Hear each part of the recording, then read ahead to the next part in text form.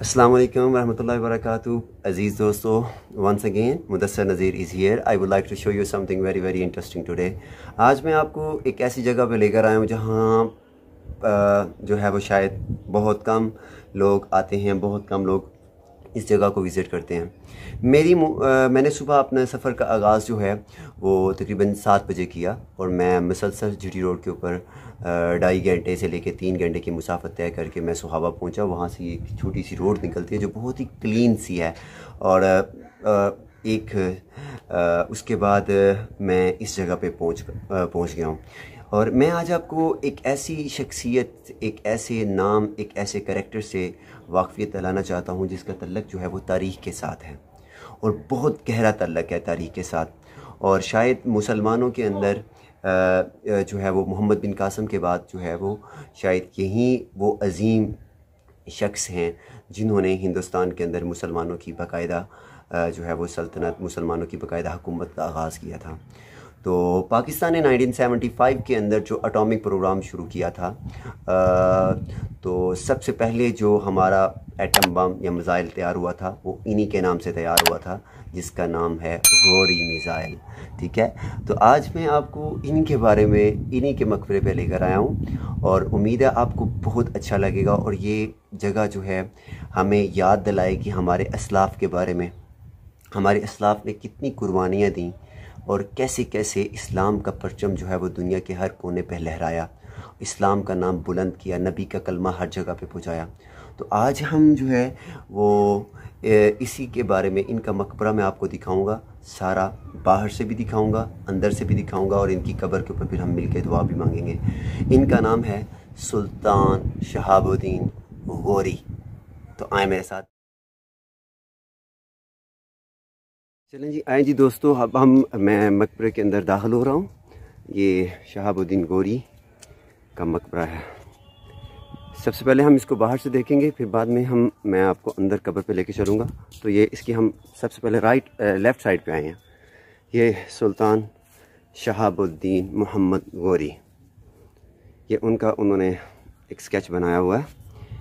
ये पाकिस्तान का मायानाज एटमी हथियार जिसको गौरी मिज़ाइल कहते हैं, ये उन्होंने उसका मॉडल बनाया हुआ है।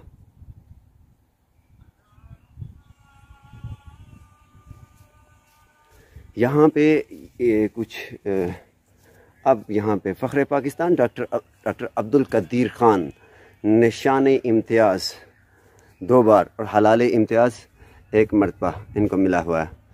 और ये मकबरे की मैं लेफ़्ट साइड पे जा रहा हूँ। अब मैं आपको इस मकबरे के अंदर लेके जाने वाला हूँ। तो सबसे पहले हम यहाँ पे आपको आना होगा। तो आपको सबसे पहले नंबर पे इस जगह जब आप पहुँचेंगे तो यहाँ पे सफाई का बहुत ज़्यादा इंतज़ाम किया गया है। ठीक है, अब हम मकबरे के अंदर इंटर हो रहे हैं। यहाँ पे आपको जूता उतारना होगा, तो मैंने तो पहले ही जूता उतार दिया हुआ है। हाँ, तो हम अब जूते उतार के मैं मकबरे के अंदर दाखिल हूँ। ये चारों तरफ उन्होंने ना एक तरह के ये बनाई हुई हैं, चारों तरफ इसके ये मौजूद हैं, ये बरामदे-नुमा छोटे छोटे से चार, इनके ऊपर ना चारों कुल लिखे हुए हैं, सूरत नास। फिर इसी तरीके से दूसरी साइड पे जाएंगे तो वहाँ पे भी कुल या अय्युहल काफिरून, सूरत काफिरून लिखी हुई है। इस तरह आप जब मकबरे के चारों अतराफ़ में जाते हैं तो यहाँ पे जो है वो चारों कुल लिखे हुए हैं। ये मकबरे का अकबी दरवाज़ा है, इसके चारों तरफ पे अल्लाह ताला के नाम लिखे हुए हैं। तो अब हम जा रहे हैं उसकी दूसरी साइड पे, मेन एंट्रेंस पे मैं जाऊंगा, फिर मैं वहाँ से इंटर होऊंगा और उसके बाद मकबरे पे हम चले जाएंगे, फिर हम दुआ मांगेंगे वहाँ पे। ये जी, इसके चारों कोनों पे ना चारों कोनों पे चारों कुल लिखे हुए हैं। यहाँ पे मेरा ख्याल लोग भी बहुत कम आते हैं, ज़्यादा लोग नहीं आते यहाँ पे, शायद सफ़र से घबरा जाते हैं। ये तकरीबन आपको सुहावे से आधा घंटा 45 मिनट लग जाते हैं, शायद इसी वजह से लोग इस तरफ नहीं आते, बहुत कम लोग आते हैं। ये मकबरे का सामने वाला हिस्सा। हाँ जी, थोड़ी सी तारीख पढ़ लेते हैं, फिर मैं आपको भी बताऊंगा फिर ये क्या लिखा हुआ है यहाँ पे।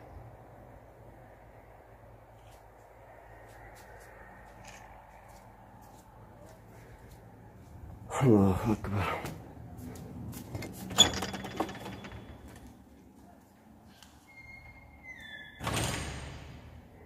कुल्लु नफ्सिन ज़ाइक़तुल मौत।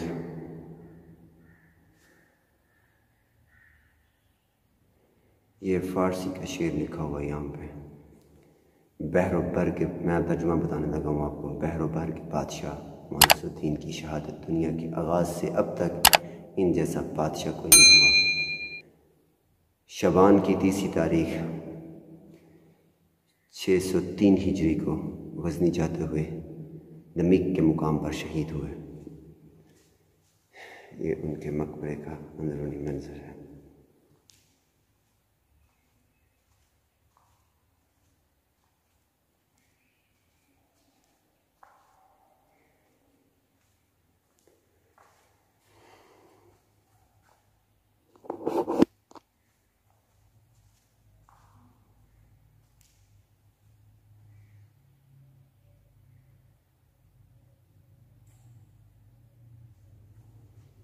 ये इनकी कब्र है।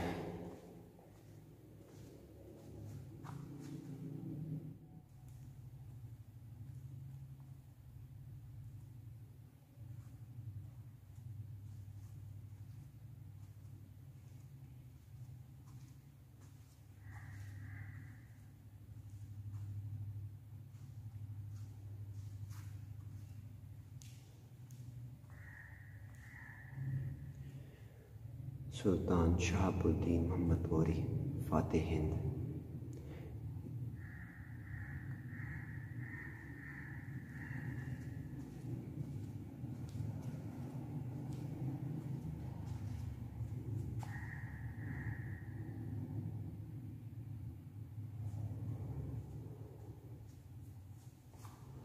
ये दोस्तों, ये 4 डोर्स लगाए गए हैं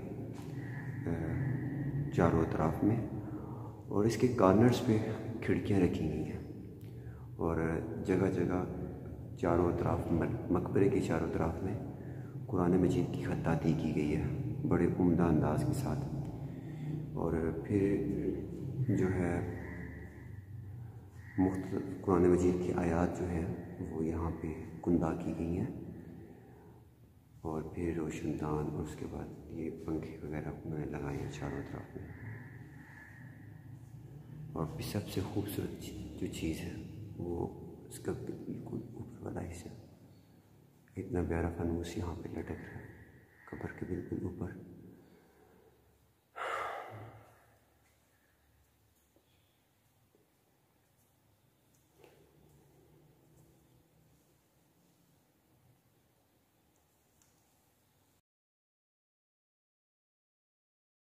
अच्छा तो दोस्तों, अब हम तारीख़ में जाते हैं। सुल्तान शहाबुद्दीन मोहम्मद गौरी, चूँकि मैं इस वक्त उनके मकबरे में मौजूद हूँ, अगर उनके बारे में, उनकी तारीख़ के मतलब आपको ना बताया जाए तो ये बहुत बड़ी ज़्यादती हो जाएगी। तो मैं आपको इनकी तारीख़ के बारे में बताता हूँ। सुल्तान शहाबुद्दीन मोहम्मद गौरी का ताल्लुक़ जो है वो अफ़गानिस्तान के एक कबीले गौर से था। आप इस्लाम की सरबुलंदी के लिए हिंदुस्तान के अंदर दाखिल हुए। इस्लाम का परचम बुलंद करने के लिए उन्होंने मुख्तलिफ जगहों पे मुख्तलिफ राजाओं के साथ हिंदुस्तान के अंदर लड़ाइयाँ लड़ी।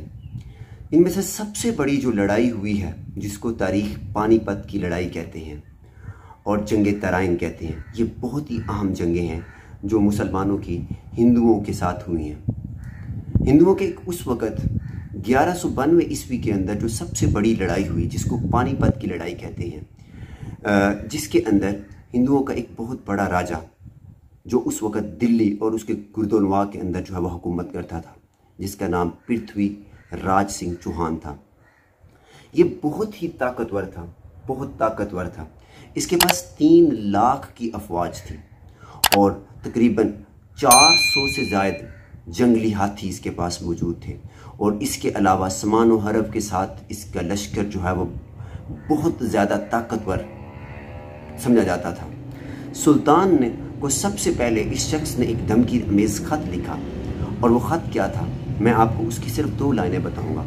उस ख़त के अंदर पृथ्वी सिंह राज चौहान ने ये कहा, अगर तुम अपनी ज़िंदा सलामती चाहते हो तो कभी भी हिंदुस्तान के अंदर अपना कदम मत रखना, मैं तुम्हें किसी जगह पे भी टिकने नहीं दूंगा, मैं तुम्हारी जान ले लूँगा। इस जवाब के अंदर सुल्तान ने उसको ख़त रवाना किया, और फिर उसके बाद लड़ाई, बहुत ज़बरदस्त किस्म की लड़ाई हुई पानीपत के मैदान के अंदर। सुल्तान के पास लश्कर की तादाद 1,20,000 की थी, और ये मुसलमान जो जज्बा ईमानी के साथ सरशार थे, इन्होंने हिंदुओं को बेदर्दी के साथ कत्ल किया।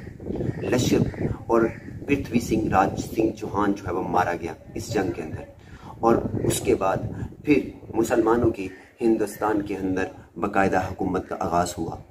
सुल्तान शहाबुद्दीन मोहम्मद गोरी अपनी जुर्रत, अपनी बहादुरी की मिसाल आप था। और इसी तारीख़, और अगर इसकी तारीख़ में चले जाएं तो ये बहुत ज़्यादा गहराई में चली जाती हैं बातें, लेकिन चूँकि मैं आपको सिर्फ मुख्तसर बातें बताने लगा हूँ, तो इसी मुनासबत से मैं आपको इस जगह पर लेकर आया था कि आपको इस तारीख़ के मुतल्लक़ कुछ बताया जा सके। सुल्तान मोहम्मद गोरी इस जर्नैली सड़क पर सफ़र करते हुए एक मुकाम दीमक के ऊपर इशा की नमाज़ अदा कर रहे थे, वहाँ पे उनको बेदर्दी के साथ कत्ल कर दिया गया, शहीद हो गए। और अल्लाह ताला उनके लिए जवार रहमत में उनको जगा दे। ये वो अजीम इंसान थे जिन्होंने इस्लाम की बका के लिए अपनी जान तक को दाव पे लगा दिया, और हिम्मत नहीं आ रही। और आज की तारीख़ के अंदर हमें इनके बारे में जानना बहुत ज़्यादा ज़रूरी है। और आज हमारे असलाफ़ को जब तक हम याद नहीं रहेंगे तो हम किसी भी सूरत में आगे नहीं बढ़ सकते।